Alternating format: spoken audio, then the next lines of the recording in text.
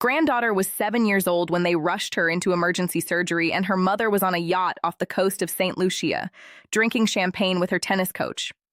I am 68 years old. I have buried a wife, 2 business partners, and 1 brother. I used to think the worst day of my life was already behind me. I was wrong. In the next 72 hours, I took everything that woman owned, everything she believed was hers, and I made her watch me do it while she sat in a holding cell without shoelaces. My name is Holden Marchetti. I built a private logistics company starting from a single warehouse in Newark in 1982. 41 years later, that one warehouse became 312 warehouses across 9 states. Before I tell you how I broke down my daughter-in-law in less than 3 days, do me a favor. Like the video, subscribe to Frost Vengeance, and in the comments, tell me which city you are watching from. I want to see how far a grandfather's justice can reach. The call came at 4:17 in the afternoon on a Tuesday. I remember the exact time because I had just finished a meeting with my CFO about the Q3 numbers, and I was looking at my watch, thinking if I still had time for a sandwich before my next call. I will never forget what was happening when I looked at that watch. I have not worn it since. It was my son, Theo. He is 34 years old. He runs my Pacific Northwest division out of Tacoma. A strong man, steady voice, the kind of man who never panics, not even in pressure. When I heard him speak, I almost did not recognize him. His voice was broken in a way I had never heard before. "Dad," he said, "it's Poppy. She fell. She fell from the second-story balcony at the house. She is not responding. They are taking her to Marybridge." My legs went weak. I sank down on the edge of my desk. My assistant was standing at the doorway holding a folder she was about to give me, and I saw her face change completely when she saw mine. "Where are you?" I asked. "Where is her mother?" He stayed silent for a moment too long. That silence is something I still remember clearly from that day. It was the silence of a man who already knew the truth was bad but did not have the strength to say it out loud. "She isn't here," he finally said. "She is in the Caribbean. She left on Saturday." I did not speak for a few seconds. Saturday was 3 days ago. Theo had been in Vancouver from Saturday through Monday for a regional review I had asked him to handle. That meant my granddaughter, my Poppy, my little girl with missing teeth and the same laugh her grandmother once had been at home with what? With a nanny, with a housekeeper, with no real family watching over her. "Who was with her?" I asked. "The nanny," he said. "Camilla. She has been with us for 4 years. Dad, I have to go. The ambulance is here. I have to go." "I'm coming," I said immediately. "I am leaving now." My jet was in the air from Teterboro in 51 minutes. That is not pride. That is just what happens when your life is built in a way where speed replaces everything else.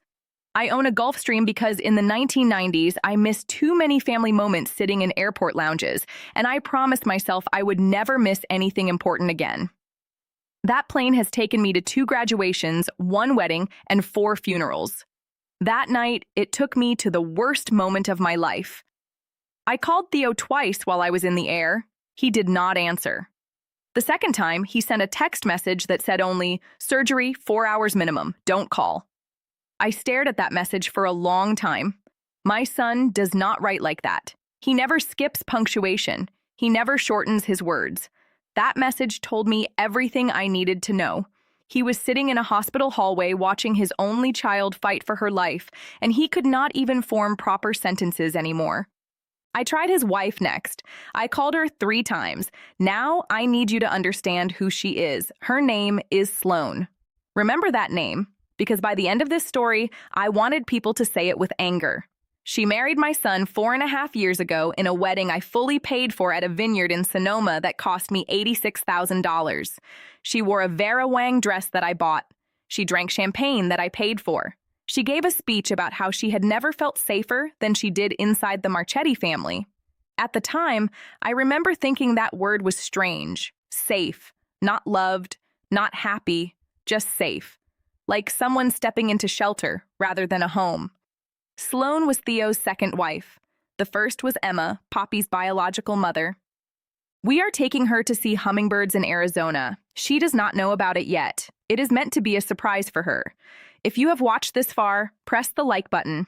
Subscribe to Frost Vengeance. Share this with someone who needs to hear it, and tell me in the comments which city you are watching from. Also, tell me what you would have done if it had been your grandchild on that balcony. I will read every comment. Stay alert, stay close to your loved ones, and never, ever ignore a railing. I have been thinking about this story every night since it happened. I keep going over it again and again in my mind, and I have started to believe something very simple. What looks like fate is usually just math and choices adding up over time. Sloane did not just end up in a cell in view of Fort Barefoot because the universe decided it randomly. It was not some spinning wheel of destiny. She arrived there step by step through small decisions she made one after another. 2 loose bolts in March that were ignored, a lie about a contractor, a Saturday where she chose a yacht trip instead of time with a child. Each one of those moments was like planting a seed, and seeds always grow into what you plant, nothing else. I did not bring a storm down on her. She created it herself, and I simply made sure she was standing in the place where it finally came down when the sky opened. I also think a lot about what I should have noticed earlier. The truth is, I felt something was not right about her from the very beginning. The first time she called me dad at her own wedding, something in me felt off. But I did not act on that feeling. I told myself I was just being an old man who does not understand things anymore. I told myself my son deserved happiness and I should not question it. Because of that silence, my granddaughter almost lost her life. That thought stays with me. It is something I will carry for the rest of my days. I understand now that being decent is not only about being kind at family gatherings or holidays like Thanksgiving.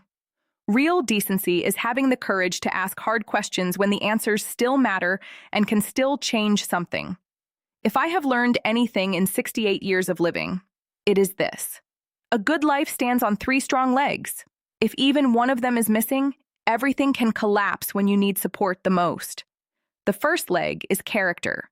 You cannot control what others do to you, but you always control your response. You decide what kind of person you remain through it all and whether you can still look at yourself without shame afterward. I did not shout at Sloane. I did not touch her. Everything I did was within the law, fully recorded, and done in daylight where nothing was hidden. That mattered to me deeply. The second leg is the mind. You must pay attention to details.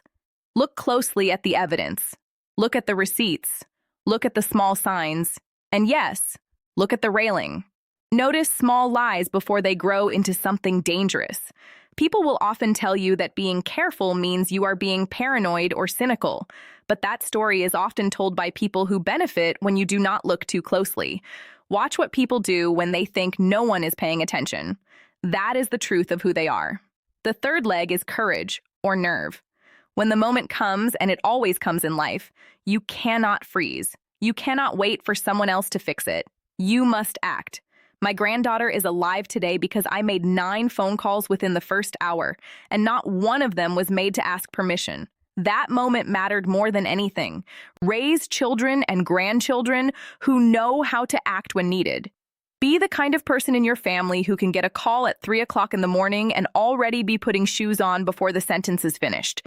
That is the real inheritance worth leaving behind. Not money, not property, not buildings or businesses. The real legacy is the willingness to stand up when everything is falling apart for someone you love and not sit back down until it is handled.